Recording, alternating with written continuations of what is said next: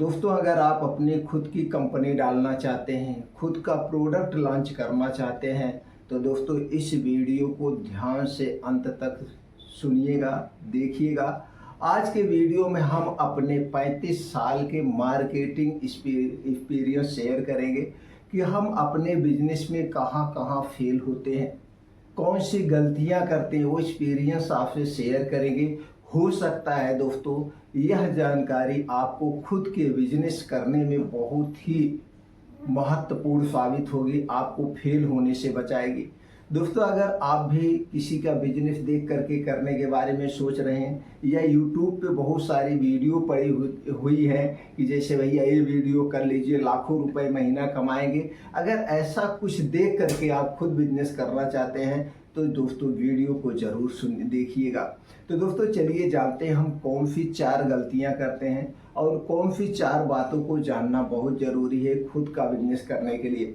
सबसे पहली बात जो बहुत ही इम्पॉर्टेंट है, आपको ये देखना पड़ेगा कि आप किस फील्ड में जाना चाहते हैं, किस क्षेत्र में अपना प्रोडक्ट लॉन्च करना चाहते हैं, उस क्षेत्र से संबंधित आपके पास कितना अनुभव है, जैसे दो। और पहली बात, दूसरी बात, जो बिजनेस आप करने वाले हैं उस बिजनेस की डिमांड कैसे है, उसके बारे में आपको मार्केट का रिसर्च करना पड़ेगा। इस बिजनेस को हम कितने तरीके से कर सकते हैं, क्या हम इस बिजनेस को अपनी खुद की मैन्युफैक्चरिंग कंपनी लॉन्च करके कर सकते हैं या मार्केटेड बाय लॉन्च करके कर सकते हैं, दोनों में फेल होने के चांसेस कितना है, मार्केटेड बाय प्रोडक्ट लॉन्च करने में कितना पैसा लगेगा, मैन्युफैक्चर कंपनी लॉन्च करने में कितना पैसा लगेगा, इसका आपको गहन अध्ययन करना पड़ेगा, पहली बात। दूसरी बात ये भी आपको ध्यान देने की जरूरत है, जो बिजनेस हम कर रहे हैं क्या इसमें एक्सपायरी होती है, क्या ये खराब होता है, खराब होने वाला प्रोडक्ट है। अगर खराब होने वाला प्रोडक्ट है तो हमें कैसे इसकी मार्केटिंग करना पड़ेगा जिससे हमारा प्रोडक्ट खराब ना हो, ये भी आपको देखना पड़ेगा। और दूसरी बात दोस्तों ये भी देखना पड़ेगा आपका क्वालिफिकेशन क्या है। जैसे मान लीजिए आपने किसी का वीडियो देख लिया, भैया जो है आप चिप्स बनाना शुरू कर दीजिए, चिप्स के बहुत फायदा है, चिप्स खूब बिकता है, चिप्स बच्चे भी खाते हैं, बूढ़े भी खाते हैं, सब चिप्स खाते हैं। जी दोस्तों, चिप्स सब खाते हैं, बिस्किट सब खाते हैं, लेकिन ये चिप्स और बिस्किट जो हम लॉन्च करने जा रहे हैं कैसे हमारे पे ग्राहक अट्रैक्टिव होंगे, इसकी हम मार्केटिंग कैसे करेंगे, चिप्स और बिस्किट की एक्सपायरी कितना होती है और इसके जो हम मैन्युफैक्चरिंग यूनिट लगाने जा रहे हैं इसमें खर्चा कितना आएगा, कौन कौन से हमें कागजात लेना पड़ेगा। नहीं तो पता चला आपको ये सब नहीं पता है, आपने चिप्स वाली मशीन खरीद लिया और चिप्स बनाना भी शुरू कर दिया, आप चिप्स बना के अपने घर पे रख लिए, बिस्किट बना के आप अपने घर पे रख लिए। अब जिसके पास बेचने जा रहे हैं, भैया तुम्हारी कंपनी का इसका तो हमने नाम ही नहीं सुना है, ये तो हमारे यहाँ बिकता ही नहीं। अच्छा चलो ठीक है, आ गए हैं तो कितने में आप देंगे। जब आप बता देंगे 5 रुपए का जो पैकेट है हम आपको 4 रुपए में देंगे, भैया हमको तो 3 रुपए मिलता है। यहाँ तक कि कुछ दुकानदार ऐसे कह देंगे हमें तो 2.5 रुपए में मिलता है, 2.5 रुपए में मिलता है, और दुकानदार हमारे यहाँ रख के चला जाता है, हम जब बेच देते हैं तब पैसा देंगे। तो आप भी कहेंगे भैया माल बेचना है, ठीक है हमको आपको भी दे देंगे, जब आप बेच लीजिए पैसा दे दीजिएगा। फिर क्या है, आपका चक्कर लगाते रहिए, पैसा मिलने वाला है नहीं, क्योंकि उन्होंने उसका ये धंधा है, आपसे माल ले लिया, दूसरे से माल ले लेंगे, तीसरे से माल ले लेंगे और सबको टरकाते रहते हैं। हर दुकानदार की ये फितरत होती है, हर दुकानदार की ये मानसिकता होती है। तो इसीलिए कोई भी बिजनेस करने से पहले सबसे पहले आपको मार्केटिंग करना सीखना होगा। मार्केटिंग हम कैसे करें, इसको प्रोडक्ट को दुकान पे कैसे पहुंचाए और इस प्रोडक्ट की क्वालिटी कैसे लाए, ये सब देखना पड़ेगा। जब ये सब देख करके आप अपने बिजनेस की शुरुआत करेंगे तब आप बिजनेस में फेल नहीं होंगे, पहली बात। दूसरा चीज, एक पॉइंट को और आपको ध्यान देना पड़ेगा, जो बिजनेस आप करने जा रहे हैं क्या इसे छोटे लेवल पे भी किया जा सकता है। अगर छोटे लेवल पे किया जाता है तो पहले छोटे लेवल से शुरू करिए, फिर बड़े लेवल पे ले जाइए, एक चीज। दूसरी बात ये भी ध्यान देने की जरूरत है, आप जो पैसा लगा के बिजनेस की शुरुआत कर रहे हैं, जितना पैसा आप मैन्युफैक्चरिंग कंपनी में लगा रहे हैं, इतना आपके पास एक्स्ट्रा पैसा और होना चाहिए। इतना पैसा आपके पास और एक्स्ट्रा होना चाहिए। क्यों? क्योंकि बल्क में आपको रॉ मटेरियल लेना पड़ेगा, आपके पास स्टॉक होना चाहिए, एजेंसी के पास स्टॉक होना चाहिए। और दोस्तों, इसके अलावा जो आप एक मार्केटिंग टीम तैयार करेंगे, उस मार्केटिंग टीम में भी आपको घर से ही शुरुआत में पैसा देना पड़ेगा। जो बिजनेस आप करने जा रहे हैं, मान लीजिए 10 लाख का आपका बजट है, तो 10 लाख आपके पास और होना चाहिए। क्योंकि जब तक आप उस बिजनेस को डेवलप नहीं कर लेंगे, उसमें से एक पैसा नहीं निकालना है। कुछ लोग हैं, बिजनेस तो शुरू कर दीजिए, 5 लाख रुपए लगा के बिजनेस शुरू कर दीजिए, 10 लाख रुपए लगा के बिजनेस शुरू कर दिए, और फिर उसी में से सारे खर्चे निकाल रहे हैं। 10,000 महीना निकाल रहे हैं, 20,000 किराया दे रहे हैं, और उसके बाद जो है उसी में से आप जो है जो सेल्समैन रखे उसको पैसा दे रहे हैं, तो सारा पैसा पूंजी खत्म हो जाती है।